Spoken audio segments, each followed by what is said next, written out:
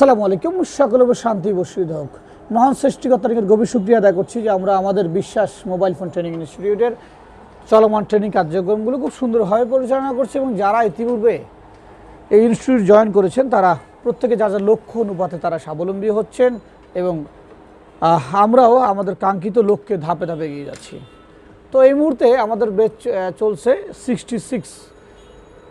66তম ব্যাচের ট্রেনিং চলমান রয়েছে এবং যারা 65 শেষ করেছেন তারা এই মুহূর্তে এখানে আইসি লেভেলের ট্রেনিং চলছে এবং 66 ব্যাচ যারা আছে তারা আগামী মাসের 10 তারিখের পর থেকে তারা আবার এখানে চলে আসবেন। তো এমন অবস্থায় আমাদের 67তম ব্যাচের ভর্তি চলছে। যারা মোবাইল ফোন সার্ভিসিং শিখতে আগ্রহী তারা আমাদের 67 ব্যাচ জয়েন করতে পারেন। 67 ব্যাচ শুরু হবে আমাদের আগামী মাসের 15 তারিখ, জুলাইয়ের 15 তারিখ। মোবাইল ফোন সার্ভিসিং শিখতে চাইলে তাদের জন্য রয়েছে সকল ধরনের সাপোর্ট আমাদের কাছে। আজকে আমরা যে কাজটা করব সেটা Redmi 8A। Redmi 8A fake charging দেখাচ্ছে, বোতল দেখাচ্ছে, কিন্তু চার্জ জমছে না। তো আমরা এই সমস্যাটা যাওয়ার আগে দেখিয়ে নিচ্ছি যে ফোনটা রান করা আছে, আমাদের এখানে লাগানো আছে। তো এটা চেক করার কিছু ট্রিক্স আছে, সেই ট্রিক্সগুলো আমরা শেয়ার করব। এরপর সেটি পূর্ণাঙ্গ আমরা সমাধান করার প্রক্রিয়াতে আগাবো। তো কাছে আসুন, এবার দেখি আমরা কীভাবে আমরা এটাকে ফাইন্ড আউট প্রক্রিয়ায় যাব। হ্যাঁ, তো আমরা এই মুহূর্তে ফোনটা লাগাচ্ছি, ডাটা কেবল এই লাগালাম। আমরা এই আই চার্জারের দিকে ফলো আপ করবো। দেখুন 0.6 অ্যাম্পিয়ার নিয়েছে, 2 অ্যাম্পিয়ার গিয়ে ডিসকানেক্ট হয়েছে। ফোনটা উল্টাবো, আমরা উল্টে দেখবো একটু আমরা চার্জিং বোতল দেখাচ্ছে কিনা আমাদের এখানে। এই যে চার্জিং বোতলটি দেখিয়েছিল, চলে গেছে আমাদেরকে। আবার একটু লাগান, আবার চার্জারটা খুলি, আবার লাগাই আমরা। এই যে ওটা চার্জিং বোতলটার ভিতরে দেখা গিয়েছে। ওকে, আমরা লেখাটাও দেখবো, চার্জিংয়ের এররটা দেখবো। এভাবে থাকে, জাস্ট এভাবে। হ্যাঁ, ঠিক আছে। ওই যে ওখানে 6 অ্যাম্পিয়ার নিয়েছে আই চার্জারে, তারপর 2 অ্যাম্পিয়ার হয়ে চলে গেছে, এখানে চার্জিং বোতলটা দেখাচ্ছে। যেহেতু আমাদের এইখানে চলমান কোনো রানিং অ্যাম্পিয়ার নাই, তাহলে হচ্ছে চার্জ কোনোভাবে জমা হওয়ার কোনো চান্স নাই। এখানে অবশ্যই চলমান এখানে অ্যাম্পিয়ার শো করতে হবে। এবার আসি আমরা কেন অ্যাম্পিয়ারটা নাই এই বিষয় নিয়ে বিস্তারিত। তো আমাদের চার্জিংয়ে কেবল লাগানো আছে, আমরা পজিটিভ দেখবো কোনো রকম ভোল্টেজ দেখাচ্ছে কি না। দেখাচ্ছে না।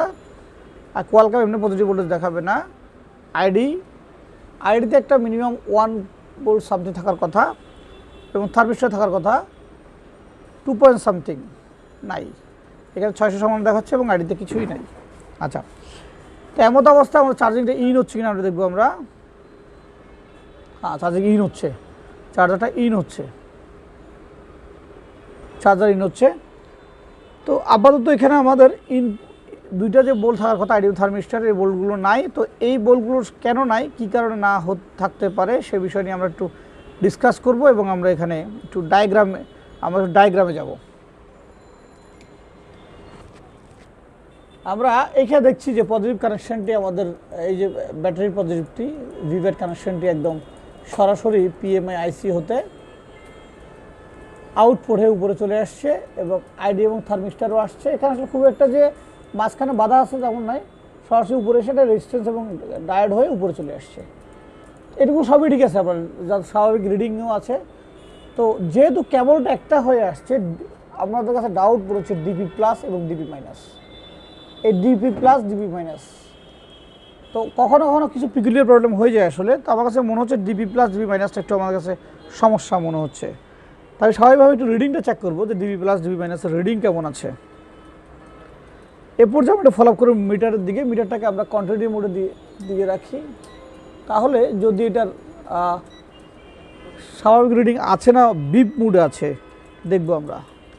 যদি শর্ট হয় বিপ মুডে থাকবে, আর স্বাভাবিক হলে স্বাভাবিক রিডিং থাকবে।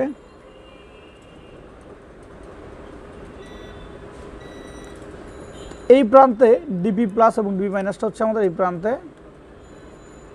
আমরা একটু ডিপি প্লাস এবং ডিপি মাইনাসটা মাপবো, মেপে আমরা এরপর এটা আমরা আবার পুনরায় টিভিতে দেখাবো। তো আমরা এই হচ্ছে আমাদের চার্জিং পোর্ট, যেখানে চার্জিংয়ের পজিটিভটা কানেকশনটা আসছে। এই হচ্ছে ডিপি, দুটো ফোটা আছে এখানে, ডিপি প্লাস ডিপি মাইনাস, এবং এখানে দুটো ছোটো মিনি ডায়োড ইউজ করা হয়েছে। তো প্রথমত আমরা উপরে মাপবো ডিপি প্লাসে দেখুন বিপ দিচ্ছে, ডিপি মাইনাসে তাও বিপ, দুটো বিপ দিচ্ছে, এখানে বিপ দেওয়ার কথা না। আমাদের কাছে আরও একটি বোর্ড আছে, আমি একটু মেপে দেখি যেটাতে বিপ দিচ্ছে কিনা। দেখুন এখানে কোনো রকম বিপ নাই, সেম বডি, এখানে কোনো বিপ নেই, কিন্তু ওটাতে বিপ দিচ্ছে, তার মানে ওই লাইনগুলো শর্টেজ আছে। তো শর্ট কী হতে পারে এটি দেখার জন্য আমাদেরকে পুনরায় আবার চলে যেতে হবে আমাদেরকে ডায়াগ্রামে, যে এটার সাথে কী লাইন যুক্ত হয়েছে সেটা দেখার জন্য আমরা চলে যাবো আবার ডায়াগ্রামে। এরপর যে আমরা চলে যাব বিট ম্যাপে। বিট ম্যাপে আসলে জিনিসটা বুঝতে খুব সহজ হবে। বিট ম্যাপ যেহেতু আমাদের ডিপি প্লাস ডিপি মাইনাস এখানে আছে, এই হলো ডিপি প্লাস এবং ডিপি মাইনাস। আমরা প্রথমে এটা দেখবো, এটা কানেকশনটা এখান থেকে এসে টিপি পয়েন্ট হয়ে লজিক প্যানেলে আসছে, তারপর একটি ডায়োড যুক্ত হয়ে এটি অপোজিটে চলে গেছে। স্বাভাবিকভাবে এটি এই যে এখানে একটা রেজিস্ট্যান্স আসছে, এই রেজিস্ট্যান্সটা শর্ট হওয়ার চান্স খুব কম। পাশে একটা আছে, এটাও একটি ডায়োড হয়ে নিচে আসছে, এটা রেজিস্ট্যান্স আসছে। সো এখানে এটা শর্ট হওয়ার চান্স খুব কম এই রেজিস্ট্যান্স নিয়ে। আবার ডাউট করছি ডায়োডগুলোই সমস্যা হওয়ার চান্স সবচেয়ে বেশি। তো আমরা এই মুহূর্তে বোর্ড থেকে এই ডায়োডগুলোকে জাস্ট আয়রন দিয়ে রিমুভ করব। এটা হচ্ছে প্রথম স্টেজ আসলে। এরপর না হলে আমরা অন্য স্টেপে যেতে পারি। এখানে আমরা এটাকে লোয়ার ভোল্টেজ দিয়ে স্পার্ক করতে পারি, লোয়ার ভোল্টেজ দিয়ে স্পার্ক করে আমরা এটাকে ফাইন্ড আউট করতে পারি। যেহেতু দুটি মাত্র ডায়োড এখানে, আমরা চাইলে ডায়োডটি অন্য বোর্ড থেকে আমরা ট্রান্সফার করতে পারবো। সেক্ষেত্রে আমরা এখান থেকে ডায়োড দুটো, জাস্ট এই ডায়োড দুটো আমরা রিমুভ করবো এখান থেকে। ডায়োড দুটো রিমুভ করে দেখবো যে এখান থেকে আমাদের শর্টটি রিমুভ হচ্ছে কিনা।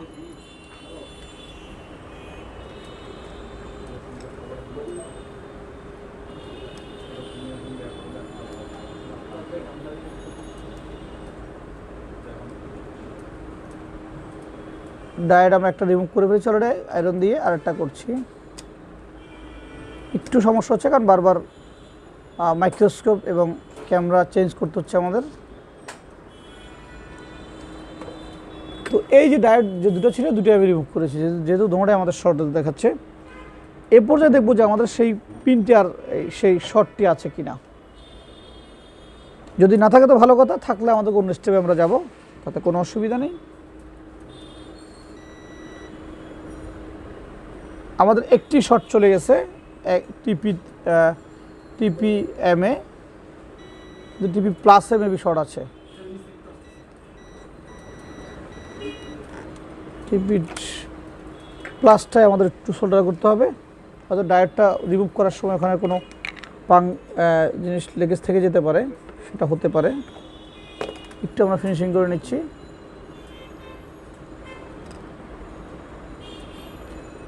আমরা ফাইনালি মাইক্রোস্কোপে দেখাবো যে কোথা থেকে আমরা এই লাইনগুলো ডিসকানেক্ট করেছি।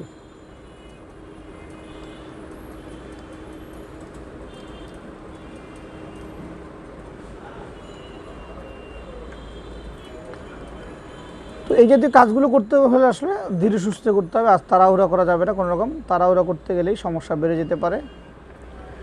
এটা চার্জিংয়ের আমরা আইসি ফল্ট মনে করি, অলরেডি রীতিমতো আইসি চেঞ্জ করে ফেলছি আমরা।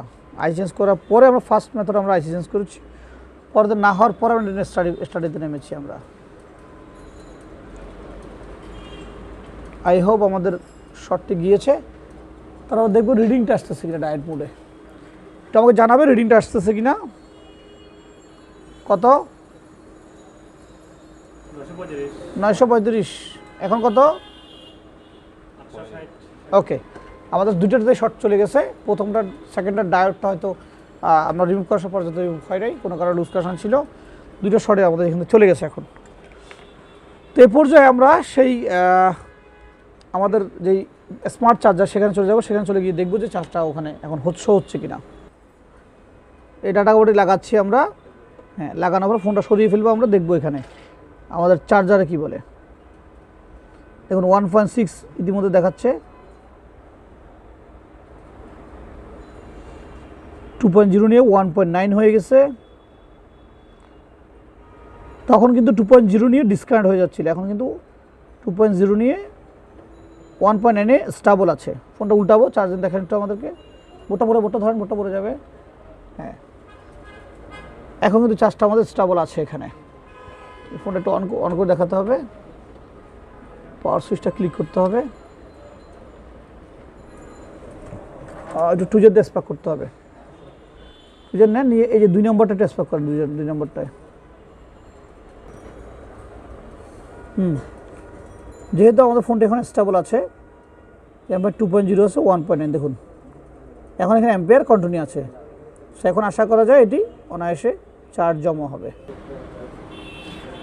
তো আমরা যে রিমুভ করলাম কম্পোনেন্ট দুটো, এটা একটু দেখাবো। প্রথমে আমরা টিভিতে এ হচ্ছে আমাদের ডিবি প্লাস ডিবি মাইনাস, এই যে দুটো ডায়োড দেখছেন আপনারা, এই যে এই দুটো একটা এদের দুটো ডায়োড সেম বোর্ড থেকে অন্যান্য বোর্ড থেকে চার্জিং এখান থেকে ডায়োড দুটো লাগাই দিতে পারি আমরা, কোনো অসুবিধা না, লাগালে সমস্যা হয় না, তো লাগাই দেওয়াটা সেফটি বা ভালো। ওকে, তো এই পর্যায়ে আমরা যে কাজটা করলাম, এটা করার আগে আমরা আরও কাজ করেছি। এটা চার্জে যেহেতু জমা হচ্ছে না, সেক্ষেত্রে আমরা প্রথমে আইসি ফল্টিং মনে করে আইসি আমরা চেঞ্জ করেছি। এখন আইসিটা ফুল পেস্টেড আইসি, ফুল ব্ল্যাক পেস্ট একটা আইসি, অলরেডি এর আগে আমরা আইসিটা চেঞ্জ করেছি। আইসি চেঞ্জ করার পরেও যদি আমরা দেখলাম যে এম্পিয়ার স্টেবল হচ্ছে না, তখন আমরা ডাউট করলাম যে আসলে অন্য কোথাও সমস্যা হতে পারে কি না। পরবর্তী সময় আমরা খুঁজতে এটা নিয়ে এরপর আমরা সলিউশনটা পেলাম যে ডিবি প্লাস ডিবি মাইনাস থেকে সমস্যা হতে পারে। এই ডিবি প্লাস এবং মাইনাস থেকে সমস্যা খুব বেশি যে হয় তেমন না, মাঝে মধ্যে হয়েই যায়। এটা মূলত হয় চার্জিং শর্ট থেকে। তো যারাই এই ফোনগুলো কাজ করবেন তাদেরকে বিশেষ বলার বিষয় বা বোঝার বিষয়, বিশেষ করে আমাদের যারা ট্রেনিং কমপ্লিট করেছেন আমাদের স্টুডেন্টরা, তাদের জন্য বলবো যে কোনো কাজ করার সময় তাড়াহুড়া নয়, তাড়াহুড়ায় ঘটে যেতে পারে অনেক বড় সমস্যা। আমাদের হাতের স্কিল আছে বলে আমরা এই পেস্টিং আইসিটা তুলে আবার লাগিয়ে সেই আগের অবস্থায় রাখতে পেরেছি। বাট তোমার যদি স্কিল ভালো না থাকে, স্কিল যদি ডাউন থাকে, সেক্ষেত্রে তুমি কাজগুলো করতে পারবে না। করতে গিয়ে তোমার সমস্যা বেড়ে যেতে পারে, সমস্যা আরও সোজা কাজ আরও ঝামেলা হয়ে যেতে পারে। তো যারা এই কাজগুলো শিখতে আগ্রহী, যারা চাচ্ছেন যে কাজগুলো প্রফেশনালভাবে শিখবেন এবং একটি প্রফেশনাল ট্রেনিং সেন্টারে এসে শিখবেন, আমরা ট্রেনিং সেন্টার উইথ দোকান, আমরা যেখানে বসে কাজ করছি এটা আমাদের দোকান এবং ট্রেনিং সেন্টার আমাদের পাশাপাশি ট্রেনিং সেন্টার। তো যারা আমাদেরকে দেখছেন আমাদের জন্য দোয়া করবেন। এই সদ্য যুবকরা যারা কাজ শিখতে আসছেন, তার পরিবারটাকে সেটেলমেন্ট করতে, স্বাবলম্বী করতে আসছে, তাদের জন্য দোয়া করবেন। ভালো থাকবেন, সুস্থ থাকবেন, দেখা হবে আরও একবার। আসসালামু আলাইকুম।